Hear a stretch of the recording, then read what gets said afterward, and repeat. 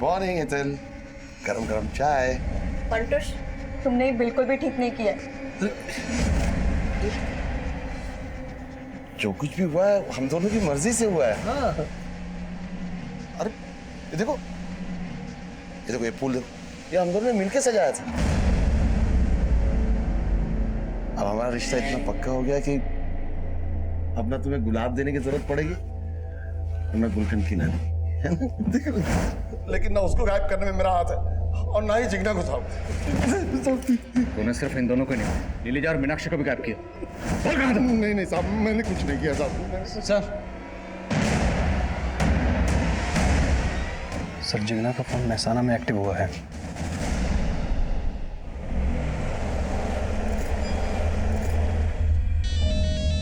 Jigna,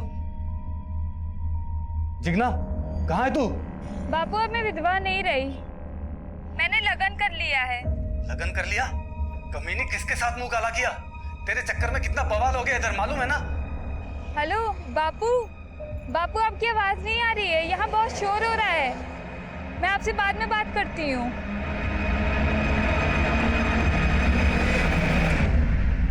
background में इतना शोरगुल है, इतने एम्बियंस में कॉल करना, मुझे लगता है जिगना, ये कॉल जरूर हमें गुमराह करने के लिए किया गया। लेकिन सर ये जिगना नहीं है तो क्या इन औरतों के गायब होने के पीछे किसी औरत का हाथ है? और माना फंटूस ने हेतल को ब्लैकमेल किया, लेकिन उसने ये नहीं कबूला कि उसने हेतल को मारा। कहीं ये हेतल तो नहीं? नहीं बेटे, ये कॉल हेतल ने नहीं किया, लेकिन अब सवाल ये है कि अगर ये कॉल हेतल ने नहीं किया तो फिर ये औरत कौन है? सर अगर ये हेतल नहीं है तो एक औरत है जिस पर मुझे शक है। कौन? केतकी।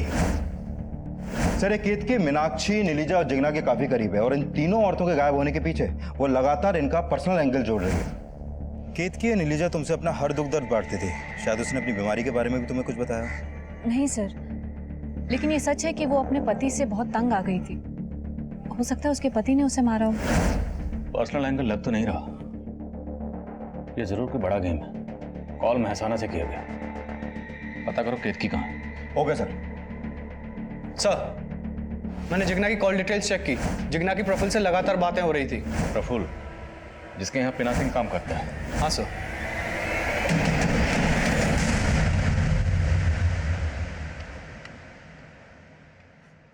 हेलो मम्मा, अब घर कब आ रहे हो? मैं आपको बहुत मिस कर रही हूँ। मम्मा आप प्लीज घर आ जाओ, मैं आपसे प्रॉमिस करती हूँ मैं आपको तंग नहीं करूँगी। आप कुछ भी बोल क्यों नहीं रहे हो मम्मा? मम्मा हेलो मम्मा, कुछ बोलो ना। पापा, मम्मा फोन नहीं उठा रही हैं।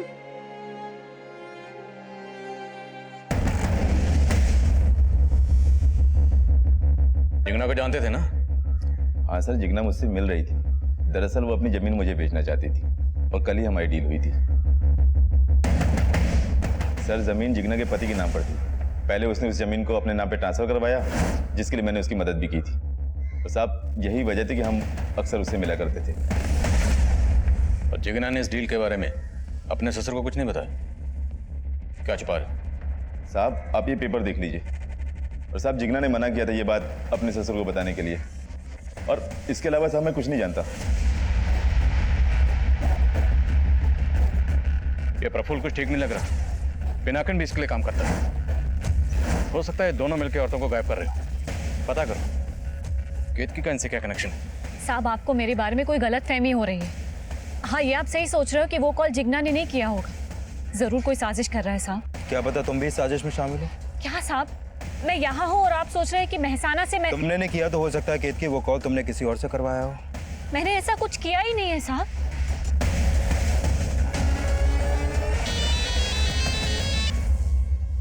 करमजली कहाँ है तू? अरे क्यों? दूसरा आनंद से लोकेशन शायद पर्पसली बदली गई। जिगना का गायब होना मीनाक्षी, नीलिजा और हेतल के गायब होने के साथ जुड़ा। अब ये कॉलर इस केस को डायरेक्शन देगा। आनंद और महसाना दोनों जगह का डंप डाटा स्टडी करो और पता करो कि जिगना के नंबर के साथ साथ वहां और कौन से नंबर कॉमन थे। Okay sir.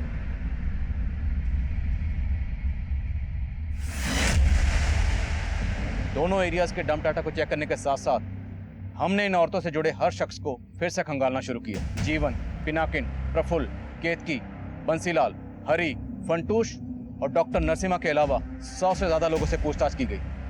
तभी डम टाटा की छटनी में से एक कॉमन नंबर ने हमारा ध्यान अपनी ओर खींचा।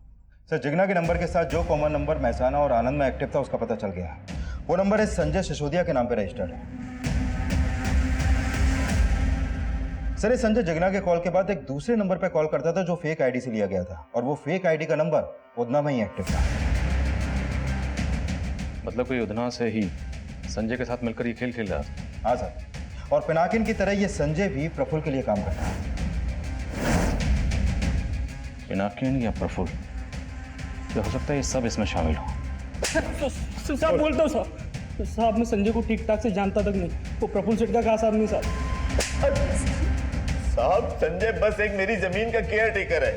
थोड़े दिन पहले उसने मुझे बोला था कि उसको अपने गांव जाना है। इसके अलावा मैं कुछ नहीं जानता साहब। गाँव कौन सा उसका? भरूच साहब। संजय तुम्हारी कौन सी जमीन का केयरटेकर है?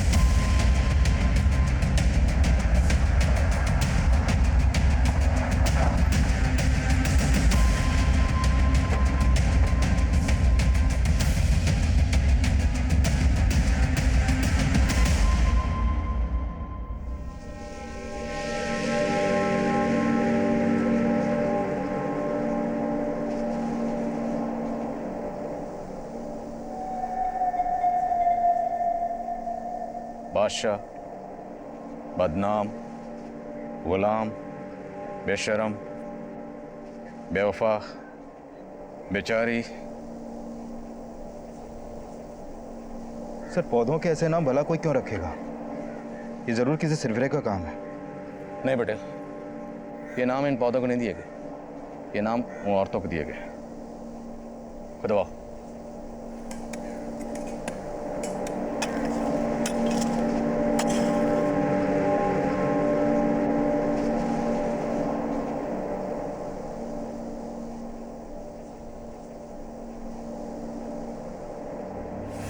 नीलिजा, मीनाक्षी, हेतल और जिग्ना के अलावा उस फार्म में 3 औरतों को और दफनाया गया था, और उन औरतों की कब्र पर पौधे उगाकर उन्हें अजीब अजीब नाम देने वाला वह सरफिरा संजय नहीं था।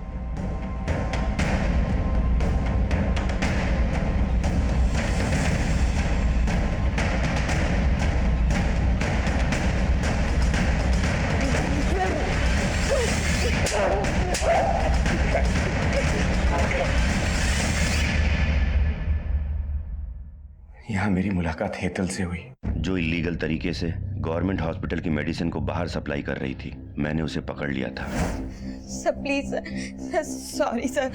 सर मैं अब्रॉड जाकर के पढ़ना चाहती थी, बस इसीलिए लालच में आकर गलती हो गई मुझसे। आज एक गलती करी है, कल को और बड़ी बड़ी गलतियां करोगी।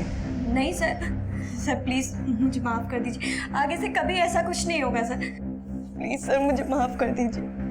मैंने सोचा कि महान बनकर आज तक मैंने क्या कर लिया, इसलिए मैंने अपने जमीर को पूरी तरह से मार दिया और हेतल से हाथ मिला लिया। सर, वो ऐसी औरतों को ढूंढ के लाती थी जो तकलीफ में होती थी। नीलजा की झूठी HIV रिपोर्ट भी मैंने ही बनाई थी। सुनो, अब तुम नीलजा को बोलना कि उसकी बीमारी ठीक हो सकती है और उसे लेके फार्म हाउस पे आ जाना। ओके। वो फार्म प्रफुल्ल का था सर, लेकिन उसका केयर टेकर संजय, वो मेरा पुराना दोस्त था। हमने उसे भी पार्टनर बना लिया था। हेतल नीलजा को लेकर हमारे फार्म पे आई थी। नीलजा को लगा था कि वहाँ कोई बड़ा डॉक्टर उसका इलाज करेगा, लेकिन हमने सर इलाज करने के नाम पे उसको इंजेक्शन लगा के बेहोश कर दिया था।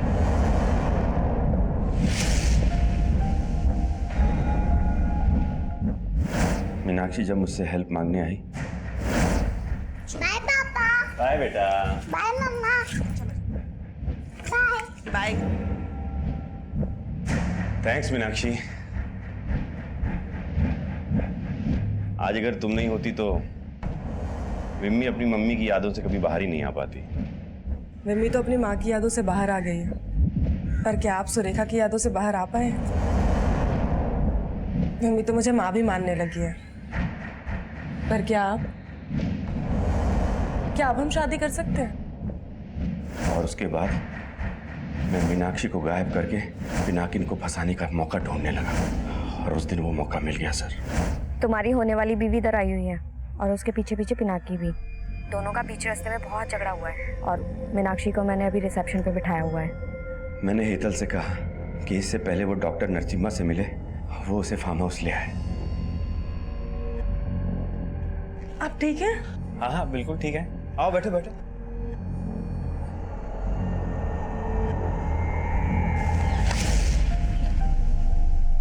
लेकिन हेतल, वो तो तेरे लिए काम करती थी, उसको क्यों मारा? उसने फंटूश को टारगेट बनाया था, लेकिन फंटूश ढीला छाड़ा निकला। वो उल्टा उसको ही ब्लैकमेल करने लगा, तो वो मीनाक्षी के बाद फंटूश को मारना चाहती थी। मैंने उसको कुछ दिन रुकने के लिए कहा था। तुम मर्द हो इसलिए बोल रहे हो, मालूम है उसने इज्जत लूटी है मेरी। अरे तो लूटने देना, थोड़े दिन सो जा उसके साथ, बाद में हम लोग देख लेंगे उसको। तुमने समझ के रखा है मुझे? हाँ बोल।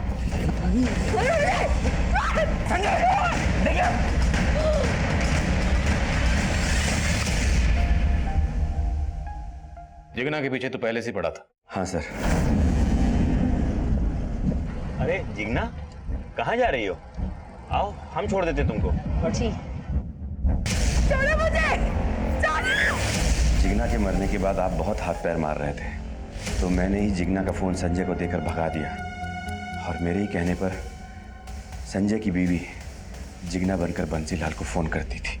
मैं शाना और आनंद से संजय मुझे अपडेट दे रहा था कि उसने अपनी बीवी से फोन करवा दिया है। मुझे नहीं लगा था कि आप लोग कभी उस फार्म हाउस तक पहुंच पाएंगे। लेकिन तूने सबको मारा क्यों? मैं तो एक समाज सेवक था सर। जियो और जीने दो, यही सीखा था मैंने। पर मेरी बीवी बोलती थी कि मेरे इन विचारों का रद्दी के भाव भी मोल नहीं मिलेगा। तुम्हारी समाज सेवा से ना हमारा पेट नहीं भरने वाला, और ये जो भी कुछ हमारे पास है ना वो मैं अपने मायके से लाई हूँ। तुमने तो सगाई पे भी अंगूठी चांदी की पहनाई थी। सुरेखा, तुम मुझे हमेशा ना यही ताने मत दिया करो। अरे क्यों ना मारूं? है क्या तुम्हारे पास? मैं कह रहा हूँ शांत हो जाओ, एक शब्द भी और नहीं सुन सकता मैं। अरे क्यों चुप हो जाओ? औकात क्या है तुम्हारी? मैं कह रहा हूँ चुप हो जाओ सुरेखा। उसकी चिक चिक से तंग आकर एक दिन गुस्से में मैंने उसे मार दिया। एक समाज सेवक खूनी बन गया था सर, इसलिए क्योंकि वो अपनी बीवी के लिए सोना नहीं खरीद पाया। उसके पास ज्यादा पैसे नहीं है, तो उसको बोलना कि गहने लेके आ जाए। मीनाक्षी जब मुझसे हेल्प मांगने आई तो मैंने पता किया कि उसके नाम पे काफी जायदाद है। मैं उसे अपने घर में शरण देकर उसकी जायदाद हड़पना चाहता था। जिगना मेरे एनजीओ में आई थी, तो प्रफुल्ल ने कहा कि अगर मैं उसे जिगना की जमीन बिकवा दूं तो वो डील का 2% मुझे देगा। इसलिए मैं जिगना का ब्रेन वॉश करना शुरू कर दिया था।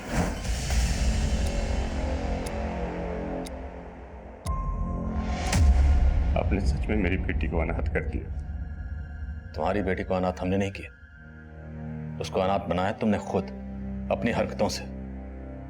मुझे माफ कर दे बेटा, उन्होंने तुम्हारी दोनों मम्मियों को छीन लिया। पापा, आप भी तो कहते थे ना जियो और जीने दो। मेरी दोनों मम्मी दूर चले गए और आप भी मुझसे दूर जा रहे हो।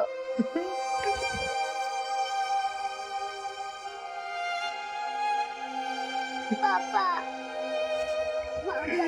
पापा मत जाओ, पापा मत जाओ, पापा मत जाओ, पापा।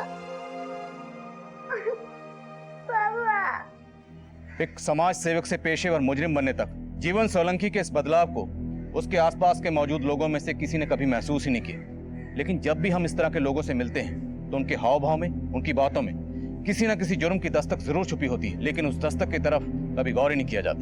रोजाना कई जाने अनजाने लोगों से हमारा परिचय होता है, लेकिन किससे कितना परिचय बढ़ाया जाए, किससे कितनी दोस्ती बढ़ाई जाए, किससे कितना सुख दुख बांटा जाए, इसे लेकर हमेशा सतर्क रहना चाहिए, क्योंकि अक्सर अच्छी छवि वाले लोगों का असली परिचय उतना ही चौंकाने वाला होता है।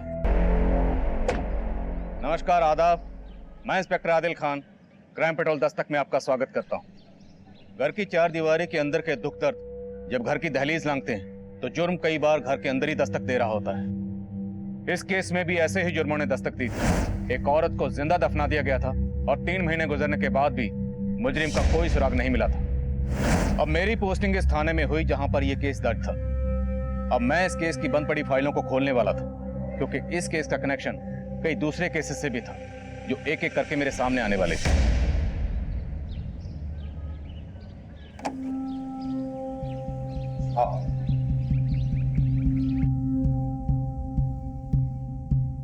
अरे वाह फंटूश, इतने बड़े घर में तुम अकेले रहते हो? अब तक तो अकेला ही था, अब तुम आ गई हो तो जैसा तुम सोच रहे हो वैसा कुछ नहीं होने वाला। मतलब आज गुलाब लाल नहीं, गुलाबी देना पड़ेगा। जब तुमने मिलने के लिए हाँ की ना, उसी वक्त मैं सारे रंग के ले आया। सोचा आज अपना रिश्ता जहां तक पहुंचेगा उस रंग का तुम्हें दे दूंगा। फिर तो तुम्हारे सारे फूल आज सूखने वाले।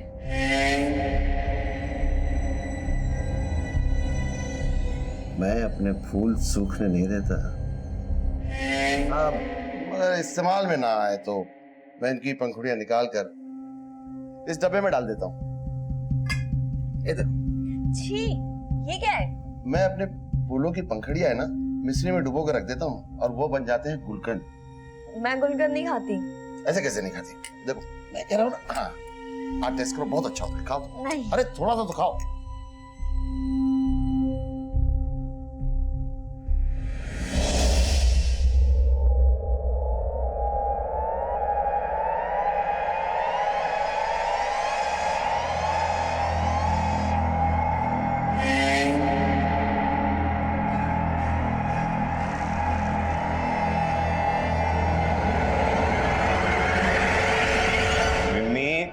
विम्मी, बेटा स्कूल के लिए देर हुई, ला मैं बाल बना देता हूँ। पापा आज मुझे स्कूल नहीं जाना, आज वुमेन्स डे, मुझे मम्मा के साथ रहना है। पर विम्मी तुम्हारे एग्जाम शुरू होने वाले हैं ना, तो आज आप स्कूल चले जाओ, जब आप शाम को आओगे ना तब हम पार्टी करेंगे। और मैं ना आपके लिए प्रिंसेस वाली ड्रेस भी लाके रखूंगी। हाँ ठीक है डन। और पापा आज आप हाफ डे ले लेना। ठीक है बाबा। मम्मा पार्टी करेंगे, बड़ा मजा आएगा ना? हाँ। अरे बस आ गई विम्मी। चलो चलो चलो। बाय पापा। बाय बेटा। बाय मम्मा। चलो चलो। बाय। बाय। थैंक्स मीनाक्षी। आज अगर तुम नहीं होती तो विम्मी अपनी मम्मी की यादों से कभी बाहर ही नहीं आ पाती। विम्मी तो अपनी माँ की यादों से बाहर आ गई है, पर क्या आप सुरेखा की यादों से बाहर आ पाए? विम्मी तो मुझे माँ भी मानने लगी है, पर क्या अब हम शादी कर सकते हैं?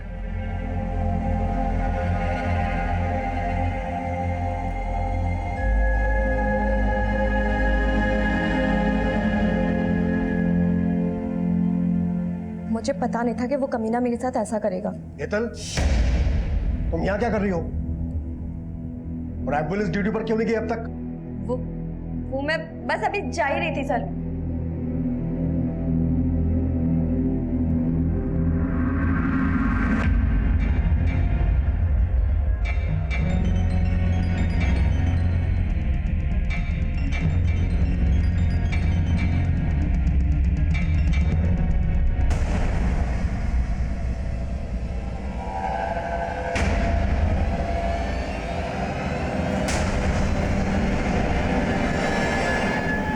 मीनाक्षी, तो क्यों मेरे पीछे आ रहा है?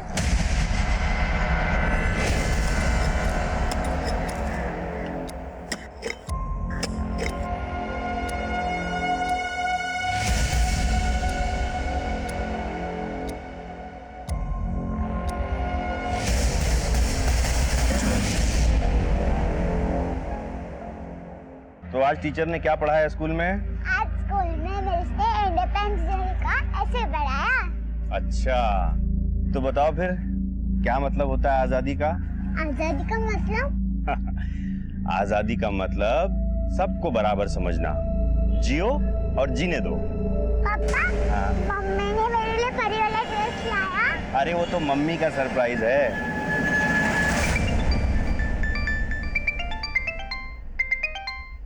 हाँ प्रफुल शेठ।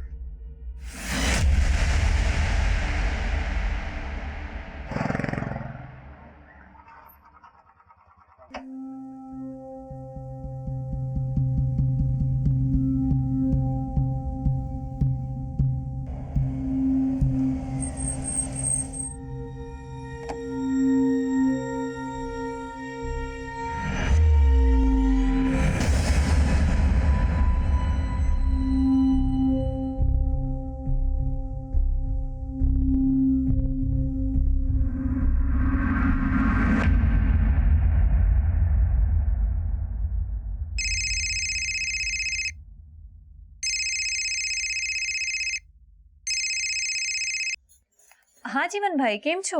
केतकी बहन, मीनाक्षी आपके साथ है क्या? नहीं जीवन भाई, मैं तो ड्यूटी पर हूँ। क्या हुआ?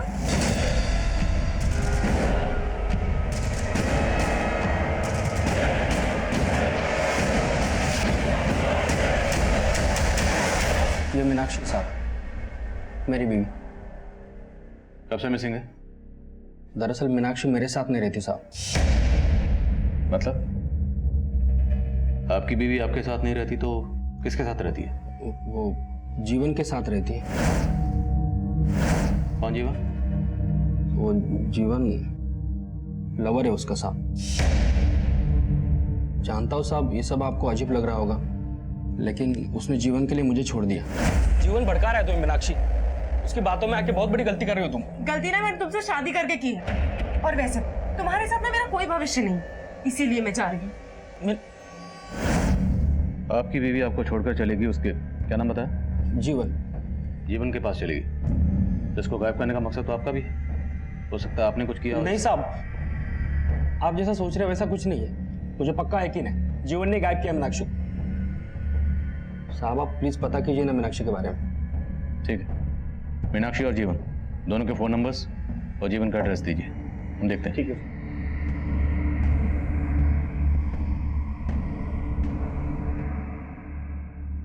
पापा, मम्मा कहाँ है? आप अकेले क्यों आए? बेटा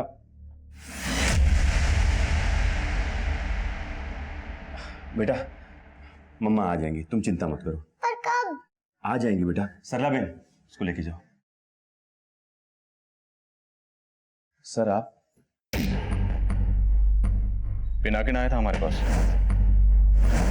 उसका कहना है कि उसकी बीवी मीनाक्षी तुम्हारे साथ रहती है और अब तुमने उसको गायब कर दिया। मैंने? अरे कैसी बात कर रहे हैं सर, मैं एक समाज सेवक हूं और आधा उधना जानता है कि पिनाकिन मीनाक्षी के साथ कैसे बर्ताव करता था।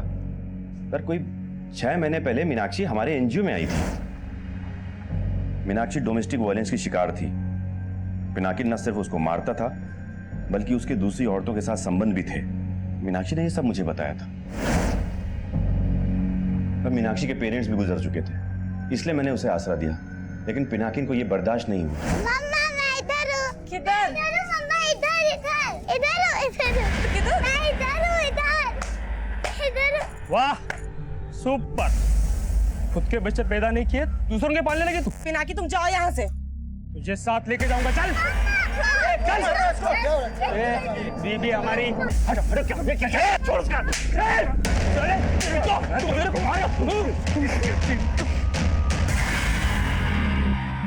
छोड़ूंगा नहीं तुम दोनों को।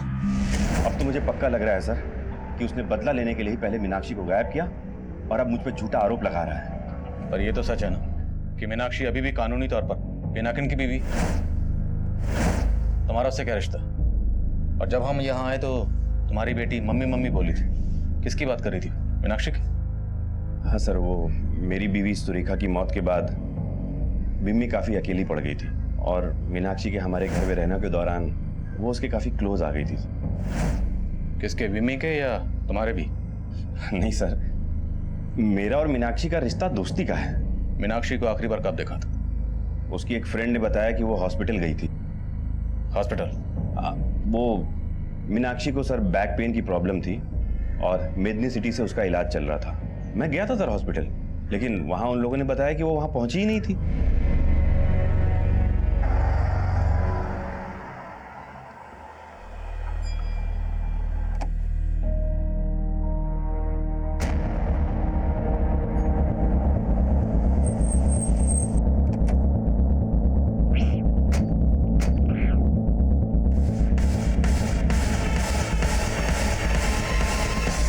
मीनाक्षी लोढ़िया। हाँ हाँ, मीनाक्षी लोढ़िया। उसे तो बैक एक है और मैं ही उसे ट्रीट कर रहा हूँ, लेकिन आज वो वाकई में यहाँ नहीं आई। अगर मीनाक्षी वाकई हॉस्पिटल में आई थी तो जाहिर सी बात है तो उसके साथ जो भी हुआ होगा घर से लेके इस हॉस्पिटल के बीच के रास्ते में कहीं कुछ हुआ होगा। जय सर, आसपास पता करो, अगर कोई सीसीटीवी है तो उसकी फुटेज निकलो। Yes sir. एक मिनट सर, इस मीनाक्षी का मिसिंग केस मुझे एक दूसरे केस की याद दिला रहा है। कौन सा केस? सर, मीनाक्षी की तरह नीलिजा का मिसिंग केस भी उसके पति हरि ने ही फाइल किया था। ये उसका फोटो। और तब हरि ने भी यही बोला था कि नीलिजा आखिरी बार मेडनी सिटी हॉस्पिटल गई थी। सर, नीलिजा को अस्थमा की प्रॉब्लम थी और डॉक्टर नरसिम्हा ही उसका इलाज कर रहे थे। और जब हमने डॉक्टर नरसिम्हा से उसके बारे में पूछताछ की तो उन्होंने यही कहा जो उन्होंने अभी मीनाक्षी के लिए बोला। तो डॉक्टर नरसिम्हा के खिलाफ उस वक्त कुछ मिला था?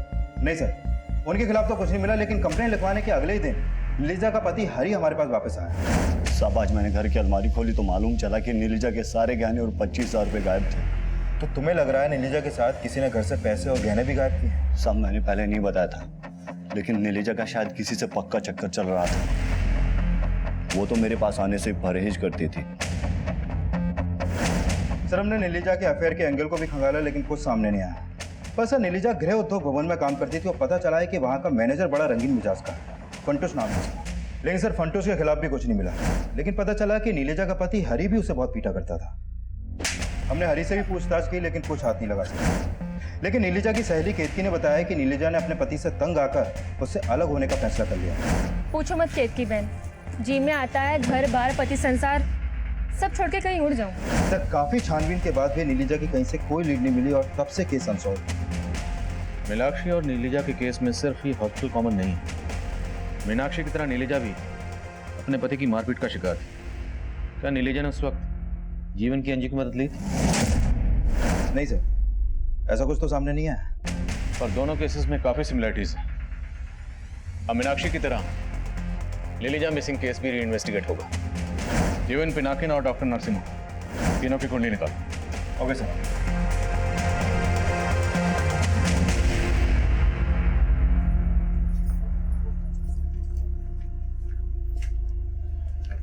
जिग्ना, अब सुन,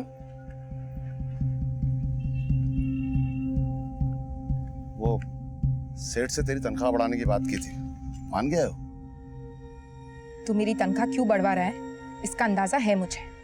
भला चाहता हूं मैं तेरा। इतनी छोटी उम्र में तेरा पति मर गया है, हमदर्द हूं मैं तेरा। हमदर्द बनके तूने कितनों को दर्द दिए हैं सब पता है मुझे।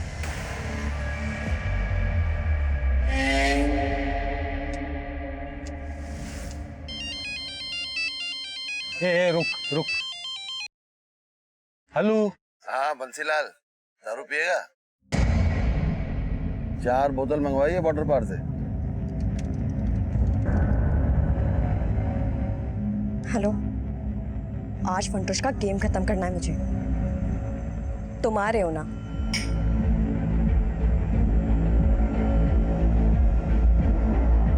रोज ऐसे ही मजा दूंगा, दारू के अलावा तेरा और जुगाड़ करूंगा, लेकिन तुझे मेरा एक काम करना होगा। कौन सा काम?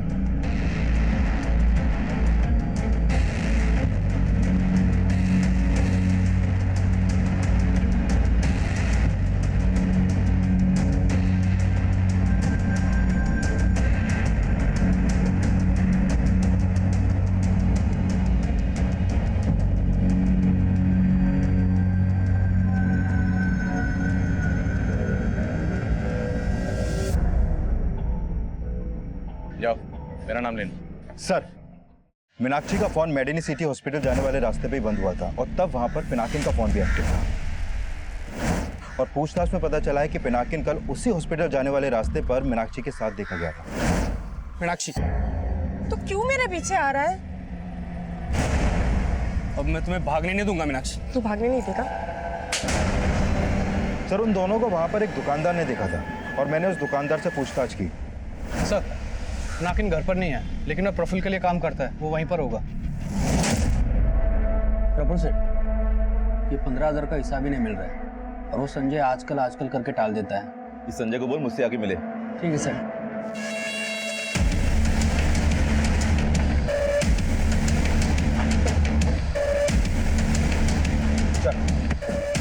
साहब मैंने कुछ नहीं किया साहब।